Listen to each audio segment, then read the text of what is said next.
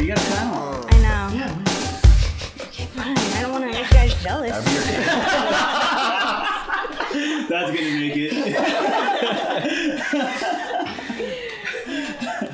Welcome back to another episode of LionHeart Radio. I'm your host, Memo Ochoa, co-founder of Lou Vive. I'm here with Claudia. Hi guys, Claudia Chauner, Doctor of Physical Therapy with Muma RX and nationally ranked powerlifter. So today we have the Nemesis Weight Lifting crew.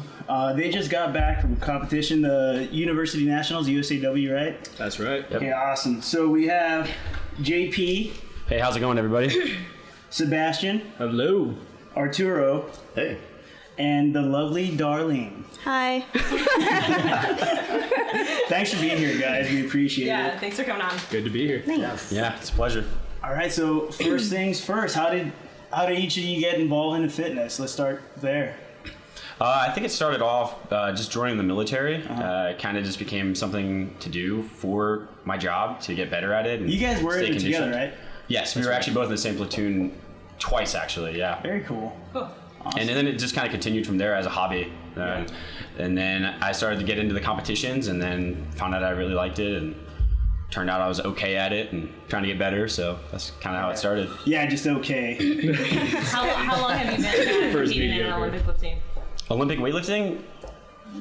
Was it, not even a full year actually, or like just over a year. Awesome. But for CrossFit, I've been doing competitively probably like 2 years. And then doing CrossFit for like 3, a little over 3, I think. Awesome.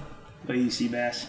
I actually started lifting in high school. I took some weight training classes in high school, and then it was mostly focused on like powerlifting and stuff like that. It was taught by like the football coach, but I just did it to supplement my sports. I wrestled into track in high school. Cool. After that, same thing. Joined the Marines. Pretty much the same boat. There's like the Marines kind of fitness that involved a lot of just like strength and conditioning most of the time. And then my off time, I would still do a lot more lifting in the gym, but it was mostly like bodybuilding type stuff. That's just kind of what I got sucked into until like just before our second deployment. Actually, JP kind of got me to start doing like CrossFit with him, and then that's pretty much like the direction I started heading. And then at a certain point, I just realized that if I wanted to be good at CrossFit, I needed to get better at Olympic weightlifting because that was something I was pretty new to. Started doing Olympic weightlifting, just straight on that, and got sucked into it and never went back really ever since. Yeah. So. For how long now? Probably a little over, maybe about 1.5 years now at this point. Okay. Yeah. Cool. Awesome. What about you, Arturo? I've been in fitness. Well, I don't know. I think my mom has a picture of me where I was 2 years old doing push-ups. So I've been doing fitness for forever. A lot of martial arts. I played every sport young, boxing, jiu-jitsu, big deals, wrestling. And then CrossFit was taking off. It was more like the dark days in like 2007. In 2008, I probably got into it, which is right around the first CrossFit Games, maybe the second CrossFit Games then. And I just ran with it since. I've loved CrossFit. And then usually, like most other CrossFitters, you find Olympic weightlifting. And once you get into weightlifting, for most people, I think they really either respect it or they really fall in love with it. Dar? So I've pretty much been active my whole life. I like being outdoors a lot, running, played softball for a couple of years, but I always liked physical activity and competition. In about 2008, my brother joined CrossFit and he got me into it. And I think around like 2012, he started getting into Oli. My brother did, so I kind of followed him into that. And I loved it because I'm 4'11", and I'm not that big of a girl. So like to compete against people my size, I found that better than competing with girls like twice my size in CrossFit. So that's how I got into Oli. I still love CrossFit, but I feel like Oli's a bit more level playing field. Amen to that. Yeah, and you already have a few competitions under your belt, right? Yeah, I've probably done like 8-ish. Oh, wow. I've done a few. She's been, Awesome. I mean, you've done, I think, 3 this year? Yeah, And 3 you're this pregnant. year. Three this year. She's pregnant, by While I the was way. pregnant. Big deal. Big deal. Yeah. Hella pregnant right now. My last comp was I was like 28 weeks pregnant or something. Yeah. That's awesome. Yeah. Love it. That's And then pretty fun. even when in March you qualified for the Open, Oh, yeah. that was like you were a few weeks pregnant then. Yeah, we didn't know that at the time, but I qualified for the American Open for this year. And then when we came back to see the doctor, we found out we were pregnant. So I was probably like 6 weeks pregnant Yeah. at the time. But yeah. Nice. So baby's got 2 comps on it. It's good. Start him young. Nice. All right, so tell us a little bit about the event that you guys just competed in. Well, so for both of us, actually, it was our first national Olympic weightlifting meet. Yeah. So that was kind of new. I mean, it was like grand scale. I think we both actually spoke about it, that like the best part about it for us was like training in the training hall. So Yeah. a bunch of other like-minded individuals that are like the same age and everything. And then it was like, you didn't need a training partner to go in there with, and everybody's like, just, you're sharing 6 people to a platform, which normally would be kind of like hectic and kind of suck, but it was pretty awesome because nobody's really going too heavy up to the event. You're kind of like priming yourself so you can lift well on that, whatever your day is. But I don't know, it was a good time. Everything was like well organized, where some local meets, maybe like they're running behind schedule. Not too bad for Olympic weightlifting. Yeah, I don't know. It was just a lot of fun, and it's like traveling for a competition is always like pretty cool. Because it was in New Orleans. Yes. Yeah. Yes. Okay. Gotcha. Cool. And all of you guys went. Yes. Yep. Yeah. Cool. So Arturo is the head coach for Nemesis, right? Yep. You'd say? Okay, very cool. Actually, so Nemesis, when did you guys establish that? About a year and a half ago, was it? Or no, about a year ago. Beginning of the year. Yeah, about a year and a half ago, I'd say, is when we started it. We had been weightlifting for some time, but I think with JP and Sebastian getting into weightlifting, we were really into weightlifting. Weightlifting was really growing within the gym. It was like, all right, it was definitely the next move. Yeah. Because there was at the time only one other sanctioned USAW club, right? Is that how you would refer to it? So Nemesis is a registered weightlifting club with USAW now. We made that registration as like just a result of the interest that was growing within our CrossFit gym. Yeah. But yeah, now there's people, I mean, just within this year, I think we have like, I don't know, 25, 30 people registered to lift, most of which have already competed. Yeah, we've got more people competing, more and more every competition. Yeah. Yeah. Very cool. And we were talking a little bit about it earlier about like competing at the national level. Like, how do you feel? I mean, is that a good thing for athletes? Like, how can that better an athlete? And would you encourage that more to try to have that? Yeah. as a So goal for people? for anyone that's even interested in weightlifting, I always tell them like you have to compete. Not have to, but you should. To me, like if you're training all the time in the gym, and to me it's like you're doing soccer drills, but you're doing the drills to play the game. Yeah. So like if you don't play the game, it's like well that's the purpose of this, right? The sport is kind of the test of your training. Whatever your max is in training, it doesn't really matter. What you do is on the platform. Yeah. So for me, I push everyone to do the competition, and almost everyone like they really enjoy it because it focuses their training. They come out of it like feeling ecstatic because they were able to do it on the stage and stuff. And then for a national meet, it's such a big deal because one, you have to qualify to get there. And then when you do get there, it's like this professional level. It's all of a sudden you start looking at yourself like, oh, I'm one of these guys that I've been looking up to. And then it really motivates you to see how far you can push that threshold. Like, what is your true ceiling? Yeah. I definitely agree. Yeah. And how did it motivate you guys as athletes? I mean, is it pushing you to like you coming back and hungry for more? Or like, how did that change your perspective on things?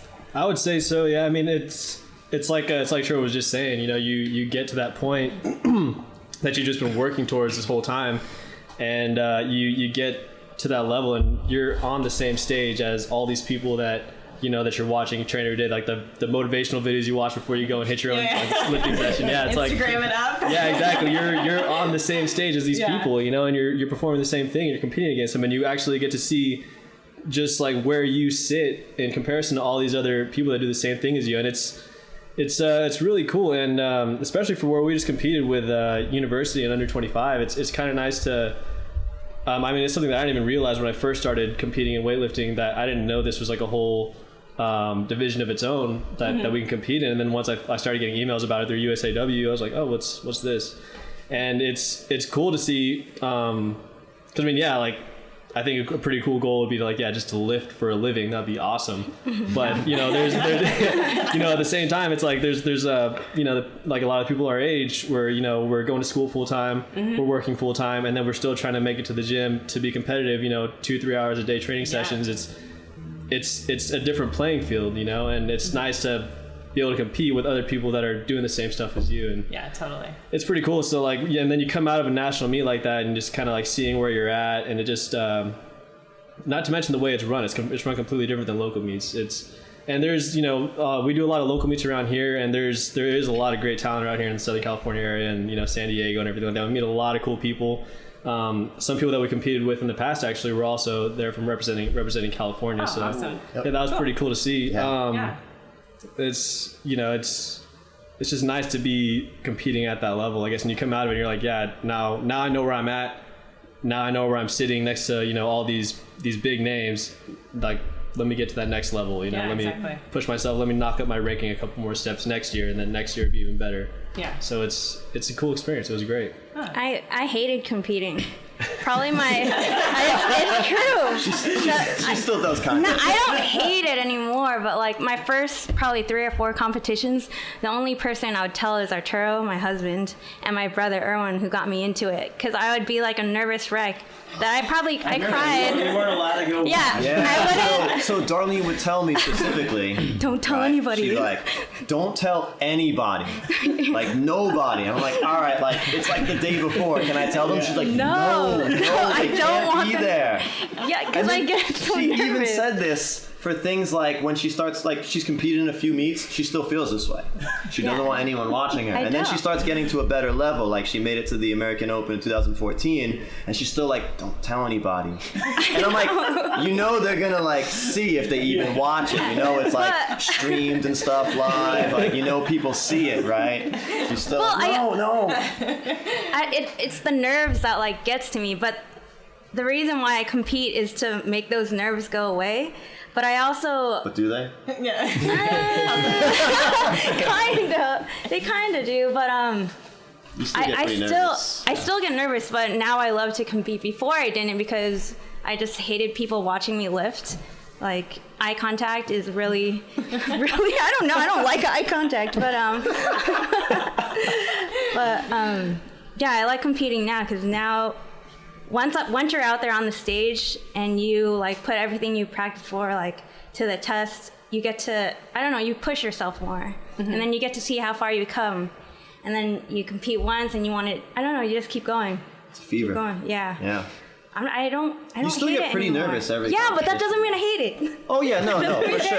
Darlene, I love it now. So I love it now. I've coached a lot of athletes, and Darlene is definitely one of the most nervous athletes, which you'd think after competing on a national stage, like it would calm down, but it shows you sometimes it doesn't. Yeah. After she hits her first lift, though, she's super confident. Yeah. She completely transforms after the first snatch.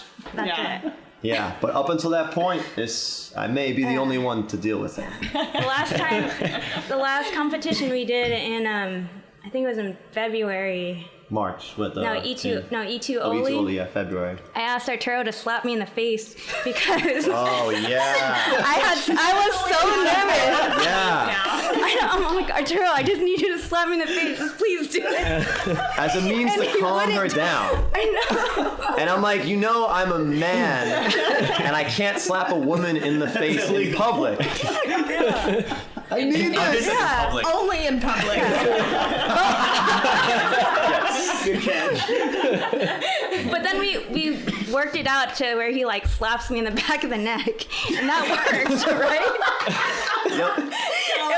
That's okay. Yeah. There you go. That's fantastic. All right, so you can't just go and compete at the competition you guys went to, the University Nationals, right? Yeah. Right. So from the beginning, tell me how, someone that doesn't know anything, how does someone go about to eventually make it that far? Like, what's the start, and then what's, the end to actually getting to that point? Okay. Qualifying. Yeah, I'll go for it. Okay. So you have to compete at a USAW sanctioned event. USAW is the organization that is run for America. You're basically lifting for our country, which is really patriotic, I feel like, right? And the idea is you would do well in a local meet sanctioned by USAW. If you do well enough, there's qualifying totals that they release each year that would basically qualify you for a national competition. So these two guys both did that. They've done some local meets. They hit the numbers they were supposed to do with their corresponding weight class, and that qualified them to enter into university nationals. And then, of course, they compete at university nationals. But yeah, these are things that you have to qualify for. The American Open is one you have to qualify for. Nationals is one you have to qualify for. And they go up every year, and it's not easy. So what are the different categories? Because you were saying that you didn't even realize that there was like a university national. So what are the different categories of that? So they have university nationals, which is kind of two parts. They have nationals under 25, meaning if you're under 25, you're nationals. Yeah. And then they have university nationals, which I think you could be up to 28. Yeah, of course, you have to be enrolled in school full time. You have to get like proof of that and stuff too, I believe. Oh, okay. And so that's the requirements for that. They also have, nationals for everybody, which would be the open and just nationals. And then they also have masters nationals, juniors nationals, youth nationals. Okay. Junior is, what is that? 16 to 18, I think? I think it's 20. I always forget. To 20? Is it that high? Yeah. Okay, and then youth is below that. And then masters is 35 plus. Oh, okay. And they also break up masters into like kind of age brackets too, but just generally they talk masters 35 and up. But you don't need to like do the open or qualify at the open to go to nationals, right? No, they're like two separate like larger. Yeah, this is like it's not like CrossFit Correct. where there's like the open is a series of workouts. Yeah, the American Open is like that the name of that competition, that national competition. But it's a larger scale. Yes. One too, Yes. right? Yeah, okay. Oh, actually, this year they're changing that. Oh, okay. This year they're doing, it's actually kind of similar. They're doing a regionals open. And you have to qualify with a total to compete in like each region's open. Oh. And then based on how you perform in that region, that would qualify you for the American Open. Okay. That's new coming out just this year. Okay. But for every competition, like the universities, American Open and Nationals, there's different qualifying totals. So the university level qualifying total would be lower than the American Open total. Yeah. Right? And then Nationals is higher. It's a little higher than that, yeah. American Open, yeah. Mm-hmm. They update them each year based on performance of the previous year. Yeah, it's tough. Yeah, if you make it to 1 year, you're definitely not guaranteed the next year either. You still have to keep pumping away. Yeah, I think from last year the jump was like 20 kilos or something for a bunch of the weight classes, which is like 40 plus pounds or something. Yeah. So yeah, that's a big jump. Yeah, I was talking to one of my patients. They were saying that there's like huge jumps from last year. I think the 77 went like 24. Yeah, so that was the biggest one. Which really that kind of just adds to like you have to be that much more like vigilant in your training to like to stay at that level, if not try to get to something that next level. So for us would be like the American Open. You have to be like consistently training as hard as we have been. Mm-hmm. So it's definitely difficult. Yes. In the competition, I haven't done a comp. I'll eventually do one. I'm sure you will. You're going to keep asking. Yeah, you will. So, the guys here, they qualified, and you automatically say, I'm going to coach you guys. Mm-hmm. The big thing was counting cards. So explain that to me. Okay. So, weightlifting is similar to powerlifting in this instance. It's a little bit different. In powerlifting, the order that you go out for your first lift is the same for the second and third, right? Yeah. Okay. Yeah. So in weightlifting, it's a little bit more hectic, which I love as a coach because there's definitely some power plays as a coach you can make for your athlete. So counting cards is in a USAW meet or any weightlifting meet, the order in which you lift is governed by the weight on the bar. The person who lifts the least weight goes first. The person who lifts the heaviest weight goes last. But it changes each lift. So if, for instance, JP is opening with 110 kilo snatch and Sebastian is opening with 112, JP's going first, right? But if JP's second lift is 118 and Sebass's is 116, Sebass is following himself. Ooh, right? okay. The weight on the bar is just governed in all. Yeah. So in essence, you can have people that do all 3 of their lifts before someone even does their first lift. Oh, wow. Yeah, and that can change. Now, because of that, there's a card table that governs the order. And because it's always constantly changing, because people can also change the weights that they're lifting up until the moment they lift. Oh, okay. So the order is always changing. So as a coach, I need to let my athlete know how much time they have to warm up, because you have to prime them in order to hit their maxes and stuff. Mm-hmm. So I have to tell Sebass, okay, you're 18 lifts out. This is what you're hitting. A few minutes later, okay, you're 14 lifts out. You're going to hit this lift. And that changes. Sometimes the way the cards play out, all of a sudden, 4 numbers change. Oh, hey, you're up. Sorry, that's the name of the game. All right.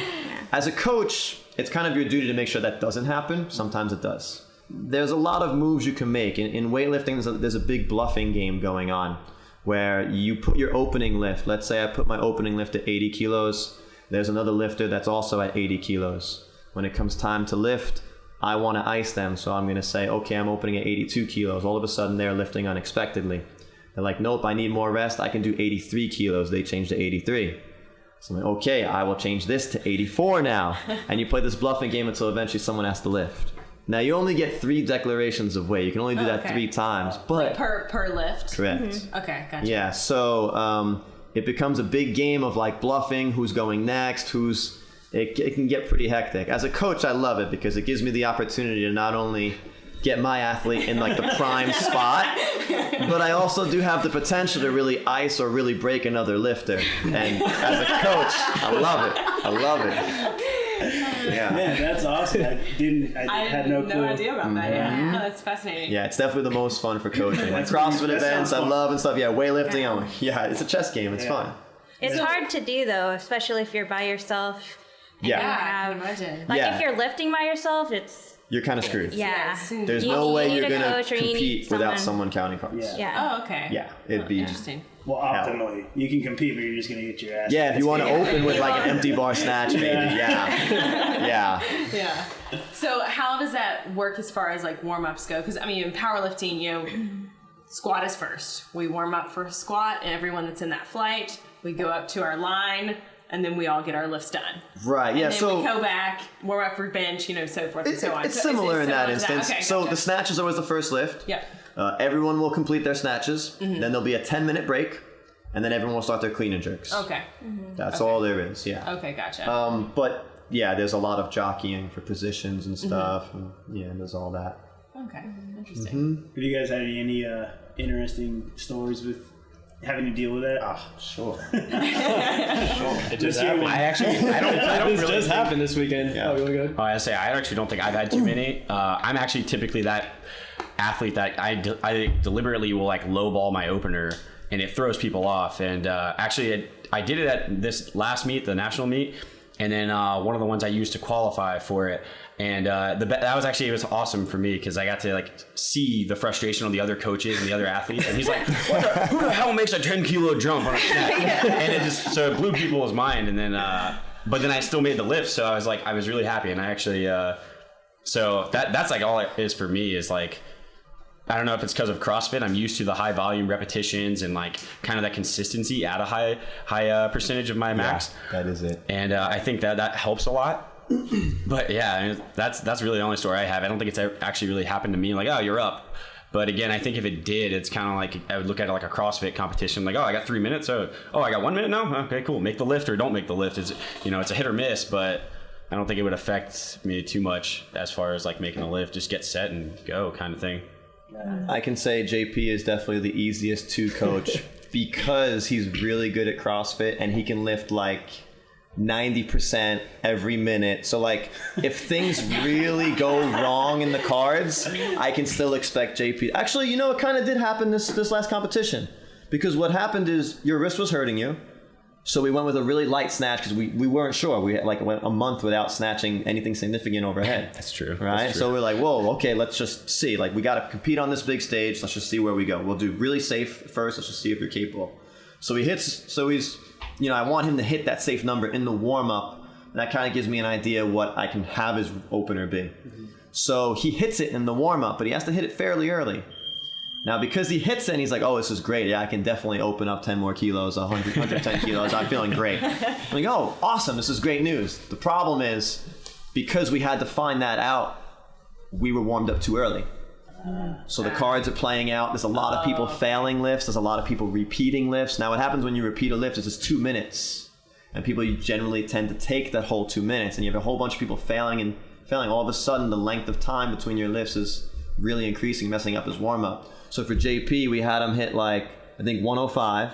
And then we had to go back down. We had to go back down to 90 kilos. We had to re-warm back up. It went from being 2 minutes of waiting to 12 minutes. So it was okay, this just pulls, or I didn't want to sit there and expend energy at 5 kilos less than what I was going to lift. So I dropped down, I think it was to 90. And then we kind of re-warmed back up. Yeah. Now, normally for a weightlifter, this is a bad scenario. But for JP, I'm like, he's fine. Yeah. I can make him do 105 kilos. I can make him do it every 3 minutes, and he'll still hit 110 5 minutes later. It's not a big deal for JP too much. But normally this is a difficult thing, and it does happen sometimes. And actually, I ended up missing the first 110, but it was I felt like it was too light, so I had to warm back up. Yeah, I should have power snatched it, and it just flew over my head, and then nailed the second one. And it was okay. I don't know what happened to that first time, but it felt easy the second time, and I was okay, so I know I'm still capable of it. My wrist is at this point it's kind of numb because I taped it super tight, and then so after that I ended up making a huge jump again and kind of did the same thing to myself. Not so bad though, actually. No, I repeated myself at that point, right? Yeah, that's right. So yeah, it wasn't so bad, but I didn't really have a warm up going into that because normally if I made that big jump, I'm kind of used to it, but not lifting overhead for a month was, I think, the biggest thing that kind of sucked for that. So I was actually really just happy to make a total. That was the biggest thing. I was it's my first national meet. I want to make a total. That's the biggest thing, I guess. Yeah. So. How about you? Had a good one too. Yeah. Well, I mean, so this being our first national meet, this was definitely a learning experience all around. Including in the coaching aspect. So basically, once you register for a meet like this, you declare a total, and you do this months out before you even go in there. And so like JP said, he did a low ball, and I did a low ball as well. Mine obviously wasn't as severe as his, but what they do with that total that you declare initially is they place you into individual sessions within your weight class. So my declared total put me in the C session. Like JP's was a really low ball, put him in the E session when he probably should have been lifting in the B session. But so he wasn't. Yeah, exactly. You had to do that. Exactly. So what you're gonna see is somebody like JP would be lifting at that towards the end of his session. Basically, most of the time he'd be following himself with maybe 1 or 2 people in between his lifts. Nothing too crazy. For my session, what ended up happening was I opened heavier than my declared total, obviously, but it kind of put me more towards the top of my session. So when I was making my opening attempt, I made my opening attempt, and then what happened right after that was, within the next 5 kilos that I wanted to make my second attempt, there were people making their second attempt, their third attempt, and then a couple people making their first attempt. So that jump between my first attempt and my second attempt ended up being around 10 lifts out or something like that. It was more. So you made your first lift. And then there was, I think, a 5 kilo jump we did? Yeah. Okay. Well, I wanted to go heavier, but it was it was too much. It would have been too much. Yeah, this is where I had to moderate him a little. He wants to go higher, and I'm glad he's feeling good and stuff, but it would put him too far out. Yeah. So he hits his first lift, and when you're at a national competition, everyone's lifting pretty close to the same weight. So if you're gonna make a 5 kilo jump, which is I guess a little on the larger side for a clean and jerk, I guess maybe. You usually expect at a competition, you maybe have 4 lifts between, maybe 8 would be a lot. He had something close to 12 or 14 lifts before he would make his second attempt. Yeah. It's a long time. That could be plenty of time to get cold. That could be 15, 17 minutes, and what are you doing? You have a minute on the platform, right? Mm-hmm. Or if they're repeating, it's 2 minutes. Okay, so gotcha. Yeah, and clean and jerk typically tends a lot longer. People sometimes really rest after the clean. Yeah. Just really extends the time. But that was an interesting scenario. So we had to do pulls in the back just to kind of keep him warm. And then before he'd hit his second lift, it was interesting. Yeah, was a little chilled out. I ended up missing my second and my third attempt, but it was, I don't know, it was rough. But it was a learning experience, And what I found out after I got there was that that opening total that you declare initially once you register for the competition after qualifying, you can actually make your opening lifts once you get there after you make weight within 20 kilos of that number. So basically what I could have done, I could have declared a higher total. I could have gone 20 kilos higher for my total and then declared something way lower once I weighed in. So it's 15 for girls, that number, 15 for girls, 20 for guys. That's okay. So, I also learned that total is what determines your session, which is why I was in that last session. The one benefit to that is I got to weigh in and lift, I was in the first 85 kilo session, so I was done and I didn't have to worry about cutting anymore. So I was just happy to eat. And I was eating my face out for the rest of the weekend, but that was the only benefit from it. But obviously I would prefer to be in the same session as people lifting, because they were still lifting similar weights. But again, I was near the top of that session, so I ended up repeating myself, especially in the clean and jerk. I think the last 2 lifts I repeated myself, where there was maybe 1 or 2 people. So it actually wasn't too bad. But that's happened even in a local meet before, where I just repeated myself for 3 lifts. Yeah, that happens more often because not as many people. Yeah, exactly. Not as many people that are, again, at this national meet being kind of classified by their total. So that was definitely a learning thing for me too. And then again, that 15 or 20 rule of that, which I didn't want to go any lower than what I had already declared. So it was really just kind of getting my wrist to feel comfortable with the weight overhead again. Yeah. So, yeah. What about you, Darlene? I don't ice anyone. Just yourself. You've been on both sides of this game too. As well as these guys. Actually, all 4 of us at this table have counted cards for athletes. We've coached, and we've also all competed a handful of times at least. So, but Dar probably has the most experience in terms of at least competing. Yeah. Yeah. So, do you feel like there was ever a competition where you felt like? No, I'm pretty. The numbers that I choose to compete at, I'm pretty confident in those numbers, and I could hit a pretty high percentage. Similar to JP in that instance. Yeah, pretty frequently. Yeah. So I'm pretty confident in my numbers. I usually PR or hit my PR on my second lift, and then go for a PR on my third lift. Yeah, Dar's actually really consistent. Dar's one of those people. A lot of people, when they compete, they don't necessarily hit PRs because you don't have the environmental circumstances that you normally do in training.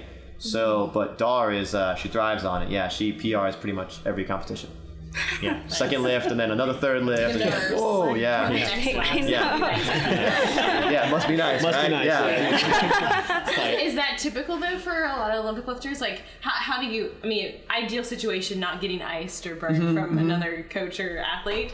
How would you set up your lifts if the athlete's feeling good going into a meet? It depends. How would you pick an opener as far as percentage wise, or? As a coach, it really depends on knowing your athlete. Yeah. The athletes are going to vary, but typically broad, usually 90% of your lift is usually the opener. Okay. I always tell people it's not really as important to know what your max is as it is to know what you're at your worst. Yeah. What can you lift on your worst day? Okay. Because it might be your worst day. Yeah.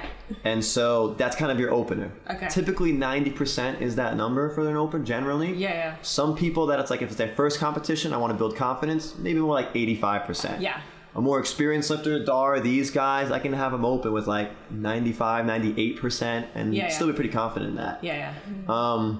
That's how I generally do it. I like to, make a first lift, take risks on the second and third. Okay. The risks will be determined by you and by me as well, I guess. You can't do crazy things. But risks based on medals or qualifying totals that you need. Correct, especially that third lift. If I see they're going to jockey for position, I'm going to let them know. But generally that's how I usually have people go. Okay. I want them to get a total. All right. Yeah.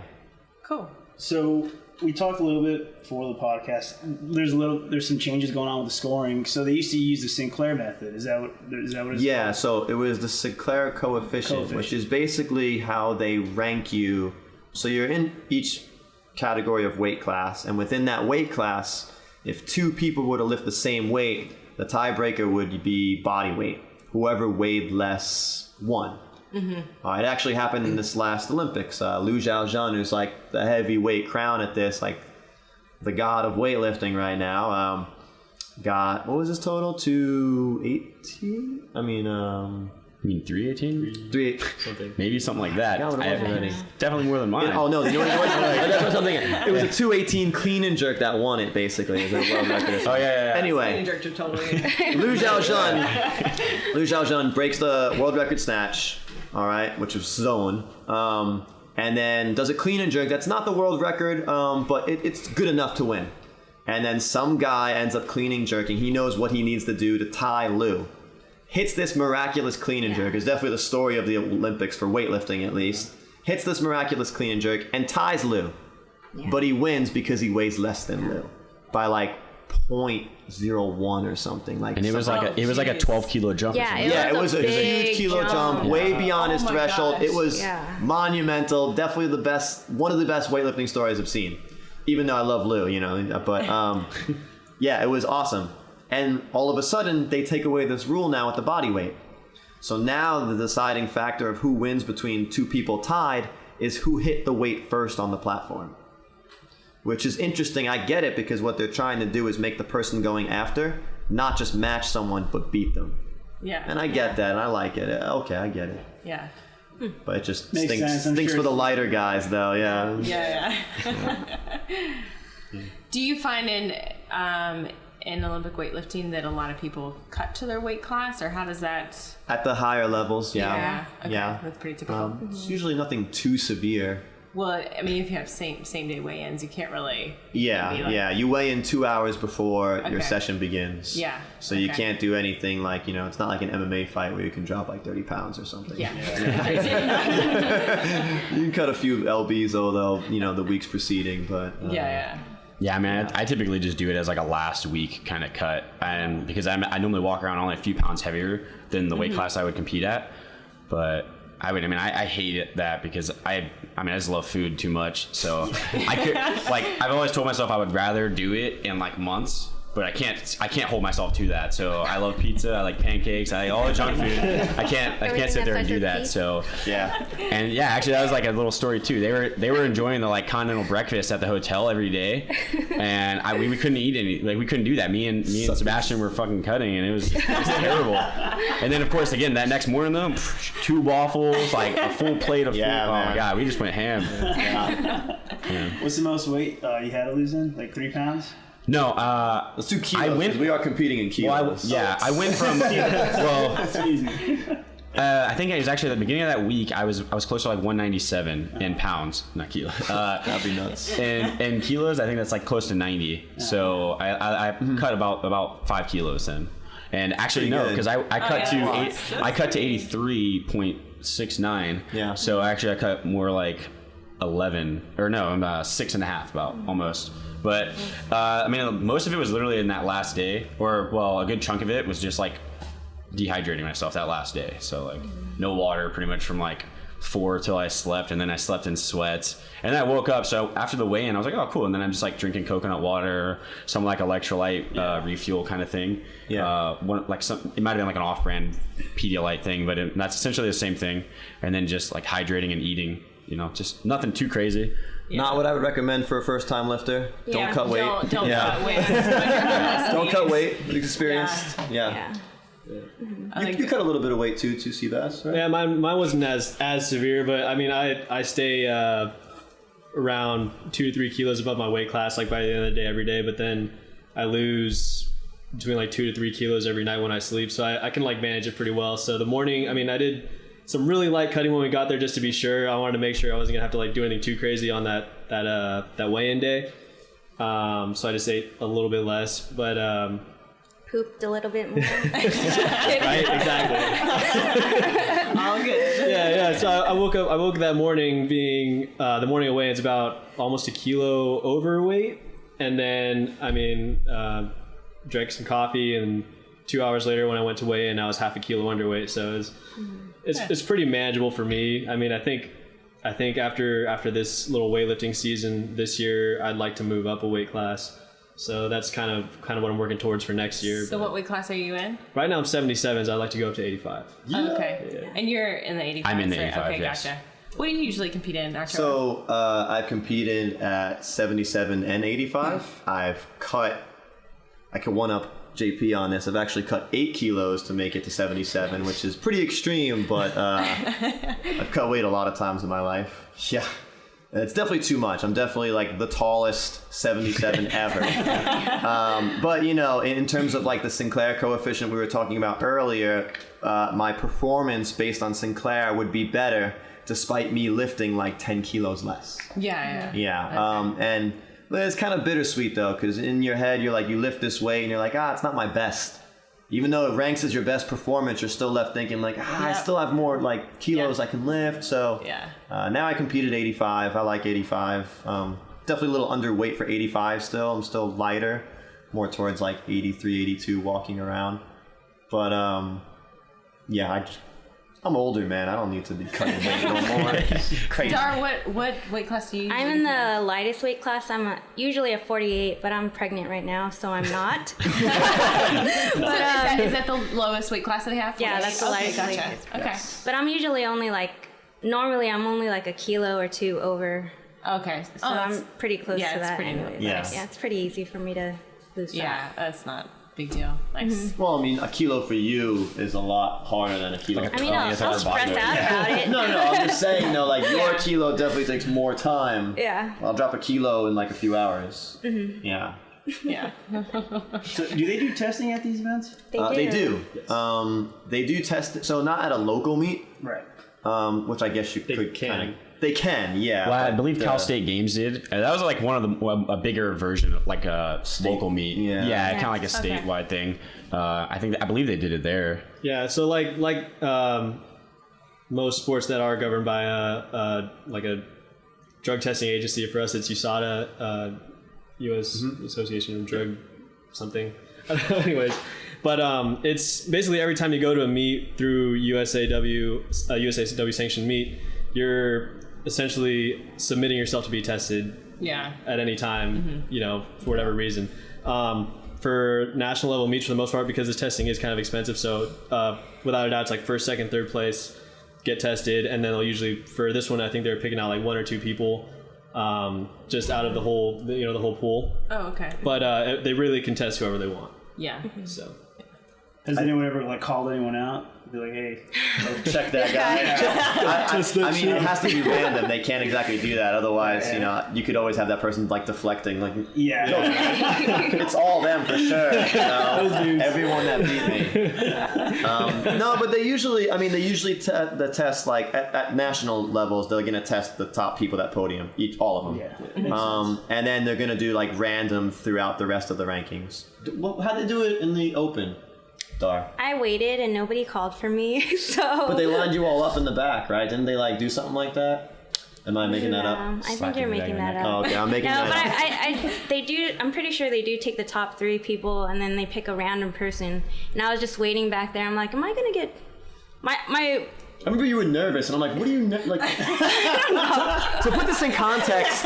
Everything. Dar doesn't even take whey protein. She doesn't nothing. She's like, "What if they test me?" I'm like, "They can test you. That's fine. Dar. You don't do anything." She's pregnant. Yeah, That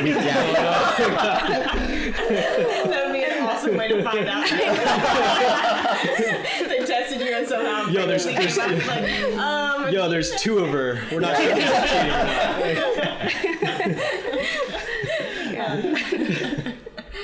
Cool, guys. So, anything else you guys want to talk about? Bring up? Do you guys want to plug your weightlifting group? Sure, yeah. Nemesis Weight Lifting Club. We're based out in CrossFit ATR in Kearny Mesa, San Diego. Got a good program running right now. Everyone's doing pretty well. As you can see, we're getting some people national competitions. New platforms we just got. Yeah, they're nice. 8x8s, nice and big. Oh, yeah. That's what she said. Yeah. Yeah, it's going well, man. We run a class twice a week, and then we have programming for all of our competitors every day. We kind of tailor the programs to the people and stuff. But yeah, come check us out. When's your guys' next meet that you guys have lifters competing The next meet we have is at CrossFit 40th. That's in November. No, end of October. Late October. Yeah, we have a handful of people competing in that one, and then we'll have, I'm sure, a bunch of people competing in February, March. Yeah, March is Masters Nationals, which Heather already qualified for. Yeah, I'm expecting a good 5+ of us to go to national level meets this next year. That's great. Yeah. Nice work. Yeah. And actually that about all the different like level meets too, so there's like deadlines to meet those totals, and actually like this 40th is right around that deadline to make it, like, or to qualify for the American Open, which is normally I believe in December, like around December like 12th or something like that. And like I think I might even be like Halloween or something, like the 30th is like the last day. Actually, I think the 40th weekend is the last. Oh, that weekend. is okay. Yeah. So the week before that, then I believe. So you'll have a lot of people like really trying to make that level. Yeah. So it'll be a good competition for sure. Oh, great! Yeah. Awesome. 40s. So, JP, what's your Instagram? FBS JP. Nothing crazy. Seabass? Mine's DYE Seabass, so like do even. SEABASS. Arturo? My personal one is Arturo Fiero, and then you could always follow us at Nemesis Weight Lifting. And mine is Darlene Rose, and I post a lot of pregnancy workouts and pregnancy lifts on there. She does. Oh yeah, give those a try. Cool. Love it. You can follow that. Yep. As well as CrossFit ATR. You could follow them too. Yep. Awesome. Great Right. gym. Well, thanks so much for coming on, guys. Oh, thank Yeah, you. that was awesome. Yeah, thank you very much, guys.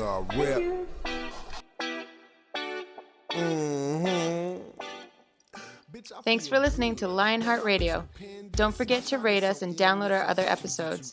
For your supplement needs, go to louisvive.com, and for your sports therapy needs, visit movement-rx.com. This Midwest nigga be the coldest. Cleveland is the city where it's hustle or you hopeless. In my closet like a stove, bitch. Only difference is you ain't gon' find this in no stove, bitch. I'm fresher than your whole clique.